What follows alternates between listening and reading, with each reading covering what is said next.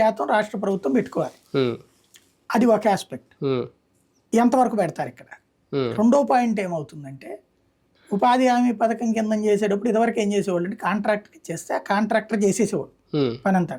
ఉమ్, పేరు వీళ్ళ పేరున రాసేసుకుని డబ్బులు తీసుకునేవాడు. ఉమ్, ఇప్పుడు అట్లా చేయట్లా కేంద్ర ప్రభుత్వం. ఉపాధి హామీ పథకం కింద ఎవరు పని చేస్తున్నారు లిస్ట్ వాళ్ళు అప్లోడ్ చేయాలి. ఉమ్, వాళ్ళకి డైరెక్ట్గా డబ్బులు వేస్తారు. ఓకే. అప్పుడు కాంట్రాక్టర్ ఎవడు రాడు. ఉమ్, కాంట్రాక్టర్ లేకుండా రోడ్డు ఎవరు వేస్తారు? అదే కదా. ఉమ్, ఉపాధి హామీ పథకం కింద రోడ్డు వేయడం కుదరదు అప్పుడు. ఉమ్, అవును, దీనికి పవన్ కళ్యాణ్ గారు ఏదో కేంద్రంతో మాట్లాడతానంటున్నారు. అవును. అది జరిగి అడ్జస్ట్ చేశారనుకోండి, ఉమ్, లేదు కూలీల డబ్బుల్లో కాదు అనేది, ఉమ్, కాంట్రాక్టర్లకి డబ్బులు ఇచ్చారనుకోండి, ఉమ్, అప్పుడు కాంట్రాక్టర్ ఏం చేస్తాడంటే 100 మందితో పని చేయించుకుని ఉమ్, 1000 మందికి బిల్లు పెడతాడు.